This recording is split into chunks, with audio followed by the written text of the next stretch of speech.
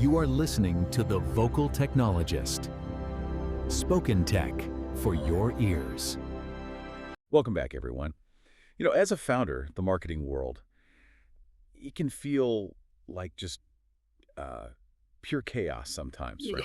New tactics, new platforms popping up constantly. It's a lot.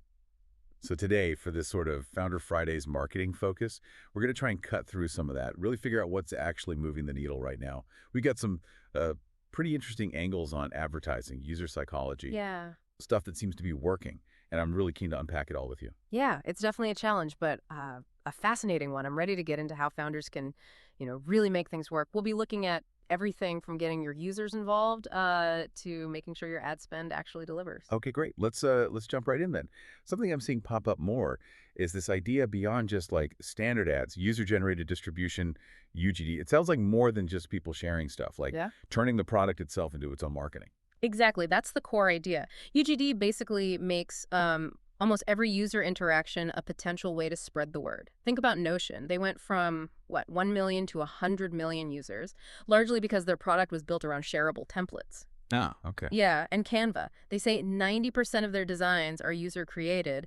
That's led to, 13 billion designs shared. It's huge. Duolingo does it with volunteer courses and people sharing their streaks, And Figma uses collaborative file sharing to drive signups directly. So it's baked into the product design, not just a share button tacked on. What trips founders up here? What are the common mistakes and what absolutely has to be there for this UGD loop to actually work? Well, the biggest mistake is probably thinking it'll just happen organically without any effort. You really need to seed the first bits of content. You need to incentivize good stuff, high quality contributions. The quality over just random sharing. Precisely. And then make it super, super easy to share whatever the users create. And critically, you have to keep curating it, keep iterating. It's like tending a garden, So for you listening, the question is, what could your users create or share that adds real value and naturally promotes what you do? That's a really good prompt.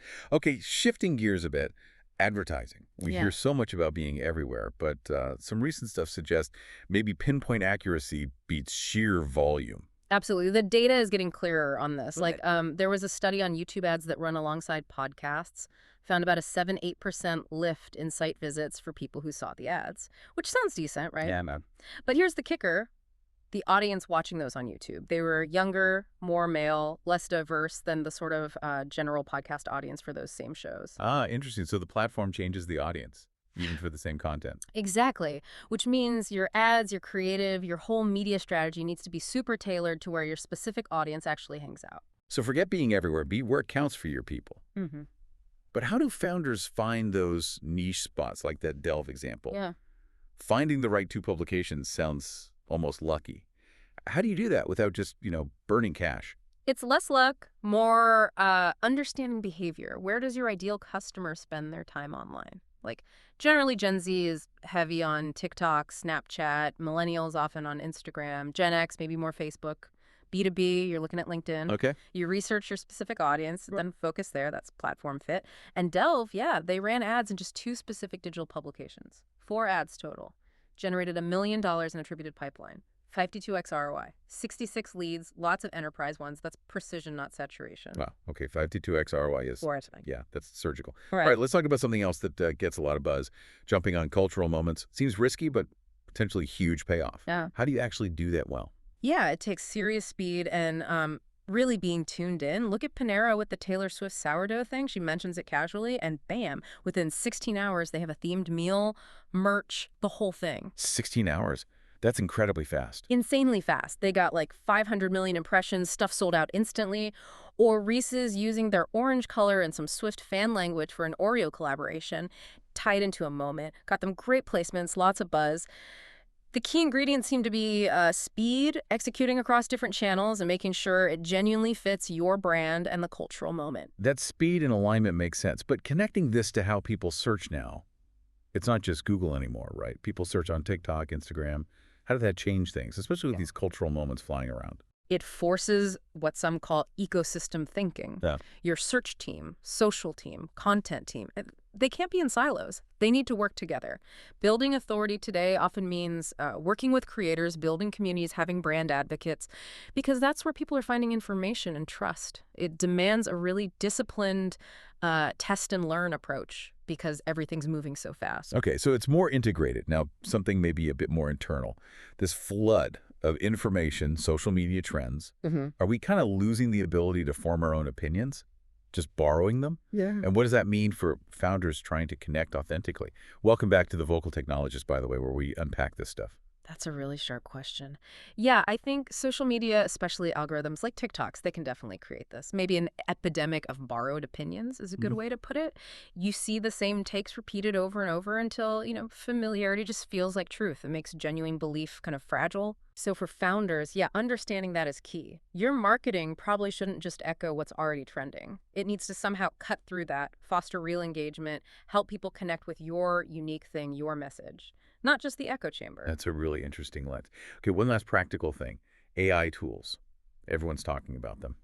How can founders use something like ChatGPT for, say, keyword research, but like effectively, not just getting generic lists? Yeah, you got to go beyond basic prompts. The trick seems to be using what some call deep research, which basically means feeding it a ton of context, your own website pages, blog posts, competitor sites, industry stuff.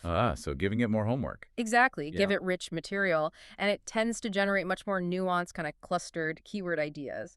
But, and this is crucial, you always have to take that list and validate it in proper SEO tools like Ahrefs, SEMrush, whatever you use. Check the actual search volume, the relevance. AI is a powerful assistant here, but it's definitely not infallible. Needs that human check. Right, makes sense. Wow, okay, we've covered a lot of ground today for founders. It really feels like the message is shifting. It's not just what you say anymore, it's where, it's how, and maybe most importantly, it's about who you empower to kind of say it with you. Yeah, I think that sums it up well. That ability to genuinely connect, to really understand your audience, whether you do that through UGD or super smart ads or tapping into culture, that's what really sets brands apart now, I think. Absolutely. So maybe a final thought for everyone listening.